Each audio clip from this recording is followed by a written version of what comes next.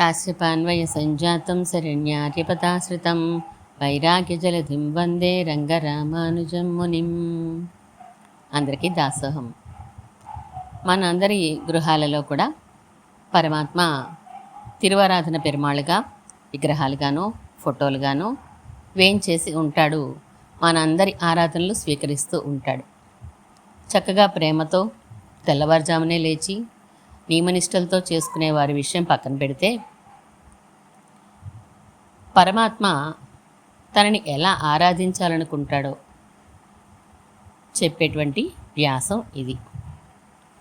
లక్ష్మీనారాయణులిద్దరూ మన ఆరాధనలో ఉంటే వారి మాటల్లో ఈ వ్యాసాన్ని మన ఆచార్యులు శ్రీ శ్రీ శ్రీ త్రిదండి శ్రీ రంగరామానుజీర స్వామి వారు అందించారు. ఈ విషయాన్ని మనం తెలుసుకుందాం. సమయం తెల్లవారుజామున 4 గంటలు. లక్ష్మి, మనం ఇంక లేద్దామా? అదేమిటి నాథ, మర్చిపోయినారా? మనం ఇప్పుడు విగ్రహ రూపంలో మానవుల గృహంలోని పూజగదిలో ఉన్నాం. వారు లేచి సిద్ధపడి మనల్ని నిద్రలేపే వరకు మనం లేవకూడదు. ఓ అవును స్మా, నిజమే. కానీ మెలకు వచ్చేసింది. 4 అయింది కదూ. మెలకు వచ్చేసినా అంతే, కళ్ళు మూసుకొని నిద్రపోతున్నట్లు నటించండి. ఇంటి గృహస్థో గృహిణో వచ్చి లేపిన తర్వాత లేస్తేనే వారికి సంతోషం. సరే అయితే కానీ వారు లేచేసరికి ఎంత అవుతుందో ఏమిటో. గృహస్థు గృహిణి పిల్లలు కూడా గాఢ నిద్రలో ఉన్నారు. సమయం తెల్లవారుతోంది. లక్ష్మి, గృహ యజమానులు ఇంకా లేచినట్లు లేదు కదూ? లేదండి, నేను అదే చూస్తున్నాను. అలికిడి ఏం వినపడడం లేదు. పూజగది తలుపులు బిగించి వేసేశారు కదూ, అందుకని మనకి వినపడడం లేదు. కానీ ఇంకా లేవకుండా ఎందుకుంటారు? నిజమే, మనం ఉండే పెట్టికి కూడా బలమైన తలుపే. అందుకే మనకి వినపడి ఉండదు వారి అలికిడి. ఈ పాటికి లేచి గబగబా స్నానాలు చేస్తూ ఉండి ఉంటారు మనల్ని లేపడానికి. అయితే ఇంక లేచి కూర్చుందామా? వద్దొద్దు, తాము లేపకుండానే లేచిపోయినామని వారు చిన్నపోతారు. అంతేనంటావా? సరే అయితే. గృహస్థు గృహిణి పిల్లలు కూడా ఇంకా గాఢ నిద్రలోనే ఉన్నారు. సమయం సూర్యోదయం అయి 1/2 గంట అయింది. లక్ష్మి, బొత్తిగా ఏ చప్పుళ్ళు వినబడ్డం లేదు. ఇంకా ఈ గృహ యజమాని ఆయన కుటుంబం నిద్రపోతూనే ఉండి ఉంటారంటావా కొంపముంచి? ఏం నిద్రపోతూ ఉంటే నష్టమేమిటి నాథా? అలా అడుగుతావే, నీకు తెలీదు? సూర్యోదయ పూర్వమే నిద్ర లేవాలని, అది తెల్లవారుజామున బ్రహ్మముహూర్తంలో నా నామస్మరణ చేసుకోవాలని శాస్త్రంలో వ్రాసానేమో. మీరు రాసిన శాస్త్రం చదివి ఉండండి. పాపం ఇంగ్లీష్ మీడియం చదువులు కదూ. పెద్దలెవరూ చెప్పి ఉండరంటావా శాస్త్ర విషయాన్ని? పోన్లెద్దరూ చిన్న విషయాన్ని పెంచకండి. ఇంకాసేపు కళ్ళు మూసుకోండి. సూర్యోదయ సమయంలో నిద్రిస్తూ ఉండేవారికి పాపం వచ్చేస్తుంది. చూస్తూ చూస్తూ ఎలా ఊరుకోను? కళ్ళు గట్టిగా మూసేసుకోండి. పిల్లవాడు ఆదమరిచి ఉంటే పాము సమీపించినట్లు వారికి తెలియకుండానే పాపం వారి మీద పడబోతుంటే ఊరుకోలేకపోతున్నానే. తప్పదండి, మనం అర్చామూర్తులుగా ఉండడానికి సిద్ధపడ్డాం కనుక వారు లేపే వరకు మనం లేవనేకూడదు, వారిని మనం లేపకూడదు. ఇక పాపం వస్తుందంటారా వారికి? సర్వశక్తిమంతులైన మీకు ఆ పాపాన్ని క్షమించడం ఎంతసేపు కనుక. గృహస్థు గృహిణి పిల్లలు కూడా నిద్రలోనే ఉండి కదలను మెదలను కూడా లేదు. సమయం 7 గంటలు దాటుతోంది. లక్ష్మి, ఏవో చప్పుళ్ళు వినిపిస్తున్నాయి. పాలవాడు వచ్చి ప్యాకెట్ పడేసినట్లున్నాడు. గృహిణి లేస్తున్నట్లుంది. ఇంకేముంది, మనల్ని కాస్తలో లేపేస్తారు, సిద్ధంగా ఉండు. అదేంటండి, చిన్నపిల్లాళ్ళ అంత సంతోషపడిపోతున్నారు మీరు? నిజమే, అదిగో పేపర్ గిరాటేసినట్లున్నాడు సైకిల్ మించి కుర్రాడు. గృహస్థు లేచినట్టున్నాడు అందుకోవడానికి. పిల్లలు ఇంకా లేవలేదు కదూ. పోనీలేండి, పిల్లలు కదా, కాసేపు పడుక్కొనివ్వండి. గృహిణి సెల్ ఫోన్లో ఫేస్బుక్, ట్విట్టరు, వాట్సాప్లను చూసుకుంటోంది వంటింట్లో నిలబడే. ఇంకా దంతధావనం అవ్వలేదు. గృహస్థు పేపర్ చదువుకుంటున్న డ్రాయింగ్ రూమ్ సోఫాలో. ఇంకా దంతధావనం అవ్వలేదు. పిల్లలు కలత నిద్రలో మంచం మీద అటు ఇటు దొర్లుతున్నారు. సమయం ఉదయం 8:30 గంటలు. లక్ష్మి, ఇదేమిటి ఇంత తాపీగా పనులు చేసుకుంటున్నారు వీళ్ళు? లేవగానే గబగబా స్నానం చేసి మనకు సుప్రభాతం చెప్పి ఆరాధన చేయవద్దు? ఇవాళ సెలవు రోజు కాబోలండి, ఏమీ తొందరలు పడడం లేదు. సెలవు రోజు అయితే మనతో ఇంకొంచెం ఎక్కువసేపు గడపచ్చు కదా. మీ ఆశలు మీవి, వారి ఆలోచనలు వారివి. పొంతను కుదర్చలేకపోతున్నాను. గృహిణి గృహస్థు పిల్లలు కబుర్లు చెప్పుకుంటూ నెమ్మదిగా పనులు చేసుకుంటున్నారు. సమయం ఉదయం 10 గంటలు. లక్ష్మి, ఇంకా మనల్ని నిద్ర లేపడం లేదు చూసావా అన్యాయం.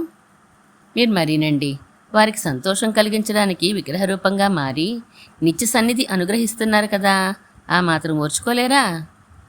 ఏం ఓర్చుకోవడమో ఏమో. సాంసారిక సుఖాలు అనుభవించమని మీరే వారికి శరీరాలిచ్చి ఇప్పుడు మీ సేవలు చేయడం లేదని విసుక్కుంటారేం? మరి బొత్తిగా 10 దాటిపోయినా మనకి సుప్రభాతం అనకపోవడం ఏమిటో. ఇంతవరకు ఓర్చుకున్నారు, మరి కాసేపు ఓర్చుకోలేరా? గృహిణి, గృహస్థు, పిల్లల స్నానాలు అయిపోయినాయి. గృహిణి టిఫిన్ చేసి ఇచ్చింది. పిల్లలు గృహస్థు గుట్టుకుని మింగేసి కాఫీలు గటగట తాగేశారు. పిల్లలు ఆటల్లోనూ, గృహస్థు టీవీ మీద పడ్డారు. గృహిణి స్నానం చేసి వంట చేస్తోంది. లక్ష్మి, సమయం ఉదయం 11:30 గంటలు. లక్ష్మి, ఇక నేను ఓర్చుకోలేను. కోపం ఎగదన్నుకొస్తోంది కడుపులోంచి. అసలు మనం ఒకరు ఉన్నామనే గుర్తించలేంటి వీళ్ళు? భూదేవి కూడా ఓర్పు అనే గుణాన్ని ఇవ్వగలిచిన మీరు ఓర్చుకోలేనిక అంటే ఎలా అండి? ఎవరైనా నవ్వుతారు. వారు మనల్ని గుర్తించకపోయినా మనకి లోటేంటి? నిశ్చింతగా ఉండండి. కుదరడం లేదు లక్ష్మి, అసహనం పెరిగిపోతోంది. కొడుకు సుఖపడాలని కోడల్ని తెచ్చిచ్చి ఆ కొడుకు ఆ కోడలతో సరదాగా గడుపుతూ ఉంటే తనని పట్టించుకోవడం లేదని బాధపడే ఆమెలా ఉన్నది మీ వరస చూస్తూ ఉంటే. అంతేనంటావా? అంతే మరి. జీవుడి కర్మానుభవం పూర్తి కావాలని ప్రకృతితో అతన్ని ముడివేశారు. ఆ కర్మానుభవం అతను పొందుతూ ఉంటే మీరు మీ ప్రయోజనం నెరవేరుతోందని సంతోషించక బాధపడతారేంటి? నా వైపు తిరిగితే అంతకన్నా గొప్ప సంతోషాన్ని నేనిస్తాను కదా.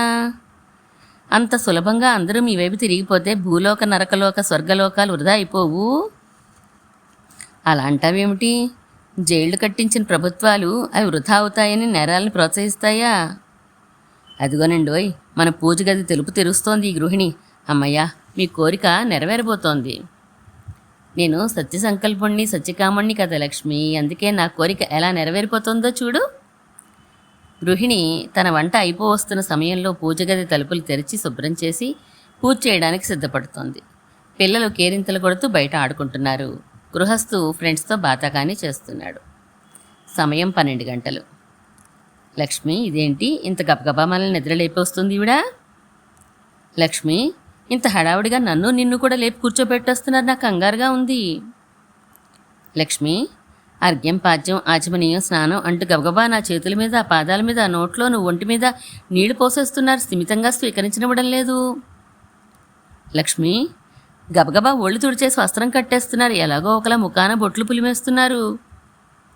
లక్ష్మి, ఈ వేగానికి తట్టుకోలేకపోతున్నాను. అర్చనట పూలు విసిరేస్తున్నారు నా మీద. లక్ష్మి, ధూపం అంటూ కంపు పొగ నా ముఖం చుట్టూ తిప్పేస్తున్నారు. లక్ష్మి, దీపాన్ని నా ముఖం దగ్గరగా పెట్టి ఎలా చూపిస్తున్నారో చూడు, చురుకుతుందేమో అని భయం వేస్తోంది. లక్ష్మి, నైవేద్యమట నా నోట్లో కుక్కేస్తున్నారు. గుటక వేసేలోపే నీళ్లు తాగించేస్తున్నారు. లక్ష్మి, లక్ష్మి, కర్పూరం బిళ్ళలు వెలిగించేసి నా మీద తిప్పేస్తున్నారు బాబోయ్. లక్ష్మి, బజ్జో పెట్టి నిద్రించేస్తున్నారు. నాకు నిద్ర రావట్లేదు. అదిగో పెట్టి తలుపు వేసేశారు, పూజ గది తలుపు కూడా వేసేశారు. లక్ష్మి, మాట్లాడమే. నాకు ఉక్కిరి బిక్కిరి అయిపోయిందండి. మీకు బదులు చెప్పే అవకాశమే లేకపోయింది. అమ్మయ్య, కొంచెం తెరిపిగా ఉంది బాబు, పూజ గది తలుపులు వేసేశాక. గృహస్థు ఫ్రెండ్స్కి టిఫిన్లు, కాఫీలు సప్లై చేస్తోంది గృహిణి. అందరూ సరదాగా తాపీగా కబుర్లు చెప్పుకుంటూ టీవీ చూస్తున్నారు. సమయం మధ్యాహ్నం 12:15. లక్ష్మి, పావుగంటలోపే లేపడం, స్నానం, భోజనం, మళ్ళా నిద్ర అయిపోయినాయి మనకు. చూసావా ఈ గృహిణి ఎంత సమర్థురాలో. మరేనండి, వాళ్ళ పిల్లల్ని స్కూల్కి పంపించడానికి గబగబా తెమల్చడం అలవాటైపోయి మనల్ని కూడా అలా తెమిల్చేసిందండి ఈ గృహిణి. మనం స్కూల్కి వెళ్ళనక్కర్లేదు కదా, మనల్ని ఎందుకు ఇలా తొందర పెట్టడం? అన్నీ విపరీతంగా ఆలోచిస్తారు ఏంటండి. మనల్ని తన పిల్లలతో సమానంగా చూసేంత స్థాయికి ఈ గృహిణి ఎదిగిందని నేను సంతోషిస్తుంటేను. అవును సుమా, అవును సుమా, అంతే అంతే. సాయంకాలం వీళ్ళకి ఖాళీవే కదా, దీపం పెట్టడానికి తలుపు తీసినప్పుడు మన దగ్గర బోల్డ్ సేపు గడుపుతారులే. అబ్బా, ఎంత మంచి వార్త చెప్పావు. గృహిణి, గృహస్థు, పిల్లలు కాసేపు నిద్రపోయి లేచి ముస్తాబులై సినిమాకి బయలుదేరారు. సమయం సాయంకాలం 6:30 గంటలు. లక్ష్మి, సాయం సంధ్యా సమయం దాటిపోతోంది, ఇంకా వీళ్ళు మన గది తలుపు తీసి దీపం పెట్టలేదేం? ఏమోనండి, నాకు అర్థం కావడం లేదు. రోజు పెట్టేవారు, సెలవు రోజు కనుక అసలు మానరని అనుకున్నాను నేను. గృహ యజమాని కుటుంబంతో సహా సినిమా ఎంజాయ్ చేసి హోటల్లో భోంచేసి వచ్చారు కులాసాగా. సమయం రాత్రి 10 గంటలున్నర. లక్ష్మి వీళ్ళింక మన తలుపులు పొద్దున వరకు తీరేమో. పోనీలేండి, పాపం అలసిపోయి వచ్చారు, నిద్రపోనివ్వండి కాసేపు నిశ్చింతగా. పిల్లలు నిద్రపోయినారు. గృహిణి గృహస్థు టీవీ ప్రోగ్రాములు చూస్తున్నారు. సమయం రాత్రి 12 గంటలు. లక్ష్మి, అలసిపోయి వచ్చారన్నావు, నిద్రపోరేం వీరు? టీవీ ప్రోగ్రాములు చూస్తుంటేనే లోకజ్ఞానం కలుగుతుందండి, లేకపోతే కూపస్థ మండూకాల్లో అయిపోతారు. చూడనివ్వండి పాపం. అన్నిటికీ నువ్వు ఇలా వెనక వేసుకుని రావడం ఏంటి లక్ష్మి? 24 గంటల్లో మన గురించి పావుగంట కూడా పూర్తిగా గడపలేదు వీరు. ఇక నేను వీడింట్లో ఉండను, వెళ్ళిపోతాను. మీరు వెళ్ళిపోతే నేను వచ్చేస్తాను, కానీ మనం ఇక్కడి నుండి ఇలా వెళ్ళిపోతే ఆ పావుగంట సమయం కూడా వారి కోసమే గడిపేసుకుంటారు. అందుచేత వెళ్ళిపోవడం సమస్యకి పరిష్కారం కాదు. ఓపిగ్గా ఎదురు చూద్దాం. అవునులే, నిజమే. రేపెవరో ఒకరు వారికి తెల్లవారుజామున లేచి ఆరాధన చేసుకోవాలని చెప్పకపోతారా? వారు చేయకపోతారా? ఇవాళంటే సెలవు రోజు కనుక ఆలస్యంగా లేచారు, కానీ రేపు వేగం లేవకపోతే పిల్లల స్కూళ్ళు ఆఫీసు అన్నీ ఉంటాయి కదా. అందుచేత రేపు ఎక్కువసేపు మనతో గడిపే అవకాశాలు బాగా కనిపిస్తున్నాయి. మనము నిద్రపోయి వేగం లేద్దాం వీరి పూజలు అందుకోవడానికి. గృహస్థు, గృహిణి, పిల్లలు అందరూ గాఢంగా నిద్రపోయినారు. సమయం మర్నాడు తెల్లవారుజాము 4 గంటలు. లక్ష్మి, ఇంకా వీళ్ళు లేచినట్లు లేదు. లేస్తారులేండి, వాళ్ళు వచ్చి లేపే వరకు కళ్ళు మూసుకుని ఉండండి. ఇంటి వారందరూ గాఢంగా నిద్రలో ఉన్నారు. ఉదయం 6 వస్తోంది సమయం. లక్ష్మి, వీరు లేచారు, కానీ పరిగెడుతున్నారు పనుల కోసం. స్కూళ్ళకి ఆఫీసులకి వెళ్ళాలి కదండి. సమయం ఉదయం 8:30. లక్ష్మి, మన గది తలుపు తీస్తున్నారు, పూజను స్వీకరించడానికి సిద్ధపడు. నేను ఎప్పుడో సిద్ధంగా ఉన్నాను. సమయం ఉదయం 8:40. లక్ష్మి, సెలవు రోజు కన్నా ఇవాళ పూజ వేగం ముగించేసేరేమిటి? పాపం ఆఫీసులకు వెళ్ళిపోవాలి కదండి. పిల్లలు స్కూళ్ళ నుంచి ఆఫీస్ నుంచి వచ్చేశారు. సమయం సాయంకాలం 7:15. లక్ష్మి దీపం పెట్టి 5 నిమిషాల్లోపే వెళ్ళిపోయినారు. మన వైపే చూడలేదు. ఆఫీసులో అలసిపోయి వచ్చి ఉంటారులేండి. సమయం రాత్రి 11 గంటలు. లక్ష్మి, వీళ్ళు టీవీ చూసుకుంటున్నారు, అలసిపోయినట్లేం లేరు. కాదండి, లోకజ్ఞానం సంపాదించుకుంటున్నారు. మరి మనతో ఎప్పుడు గడుపుతారంటావు? సెలవు రోజున మనతోనే గడుపుతారు, చూస్తూ ఉండండి. గృహ యజమాని, గృహిణి, పిల్లలు గాఢంగా నిద్రిస్తున్నారు. అవును, వారలా మనమిలా. ఈ వ్యాసానికి స్వామివారు అందుకనే వారలా మనమిలా అనే పేరు పెట్టారు.